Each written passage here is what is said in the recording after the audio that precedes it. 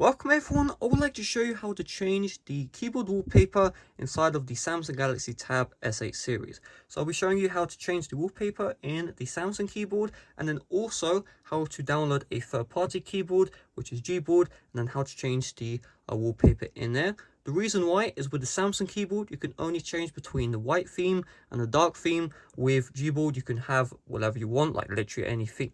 So in order to do this, we need to head over to settings.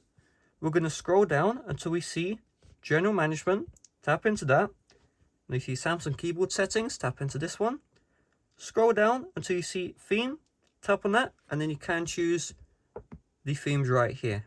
So there's only 4, so it's not the best. Now, if you would like to change your existing keyboard from Samsung to Google, first of all, make sure you have the GBoard application installed off of Google Play. So GBoard, search it up, and then download it. And then from there, what you're going to do is you're going to go back into Settings, General Management, and inside of General Management, you just need to go back to the home page of the General Management.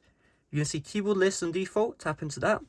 Make sure GBoard is selected here, and then tap on Default Keyboard, set this to GBoard, go back, and you see GBoard Settings, tap into this one, Theme, and then from here, you have literally whatever theme you would like. So you can also choose landscapes, gradients, dark gradients. I mean, the list goes on. Let's just have a this wallpaper here. Apply, and now, so it's already applied. Do that one more time. If I go to the keyboard here, you can see there we go. We have that nice wallpaper on our keyboard. So that's all there is to it. Thanks for watching. See you guys later. Bye bye.